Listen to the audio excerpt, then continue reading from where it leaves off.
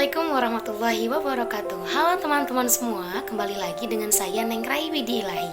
Nah, di video kali ini kita akan melanjutkan soal UAS nomor 2. Nah, pertanyaan nomor 2 ini terkait peluang bisnis saat pandemi COVID-19 berdasarkan data dan analisis baik bersifat global dan nasional.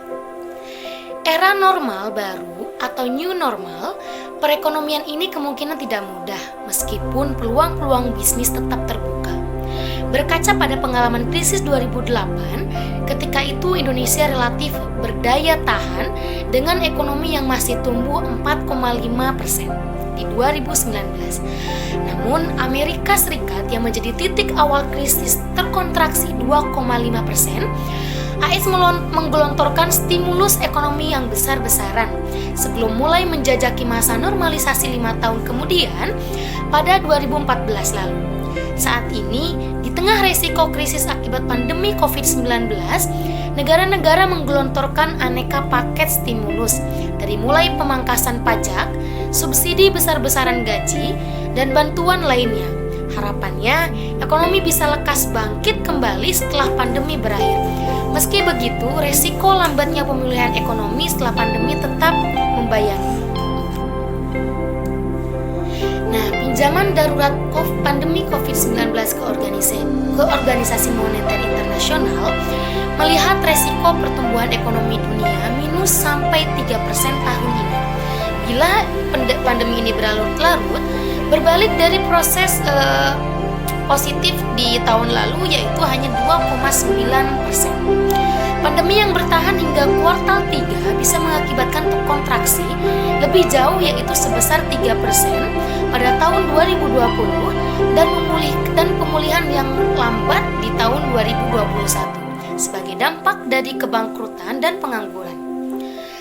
Dalam rilis Organisasi Perburuan Internasional atau ILO memperkirakan sebanyak 1,20 miliar orang di seluruh dunia bekerja di sektor yang terdampak parah oleh COVID-19 yang dibayangi resiko pemutusan hubungan kerja atau PHK. Sektor-sektor tersebut termasuk akomodasi dan jasa makanan yaitu perdagangan retail dan besar serta jasa reparasi kendaraan, manufaktur, dan properti atau real estate. Bila terjadi PHK besar, konsumsi pun beresiko tertekan. Jika mengacu pada survei pengeluaran warga Amerika Serikat yang dilakukan Bush dan CO pada tahun 2009, pengeluaran untuk berbagai kategori konsumsi jatuh setelah krisis 2008 lalu.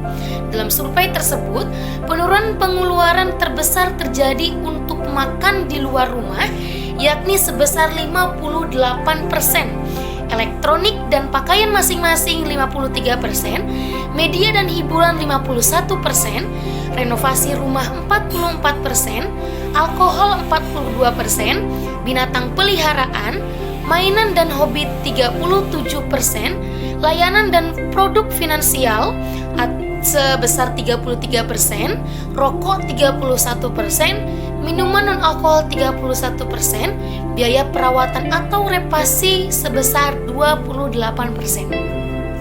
Nah, di tengah pandemi COVID-19 ini, ada saja peluang yang bisa dimanfaatkan agar kegiatan usaha tetap berjalan, bahkan berkembang dan maju. Pola pikir yang eksplorasif jadi kunci agar kegiatan usaha berlanjut di tengah krisis pandemi ini. Pandemi virus COVID-19 baru menyebabkan banyak sekali perubahan dalam kehidupan manusia di muka bumi ini. Tetapi, tidak sedikit yang memulai bisnis saat pandemi. Salah satu dampak pandemi virus COVID-19 adalah banyak yang kehilangan pekerjaan.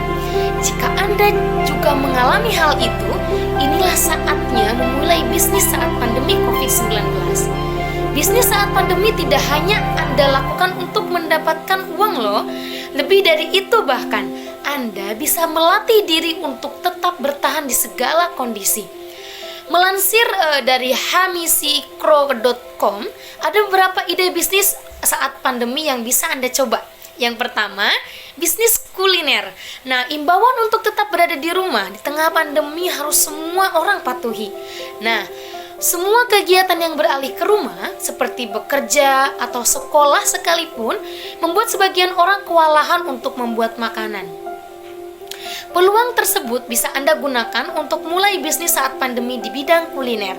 Ada banyak hal yang Anda bisa dapat lakukan, mulai penyediaan masakan rumah hingga kue dan makanan yang ringan.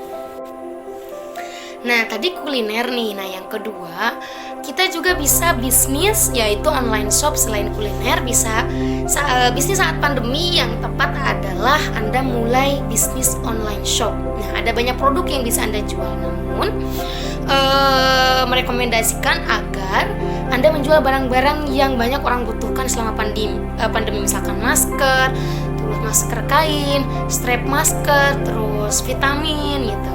Oke, mungkin cukup sekian jawaban yang nomor kedua saya sampaikan. Terima kasih banyak. Assalamualaikum warahmatullahi wabarakatuh.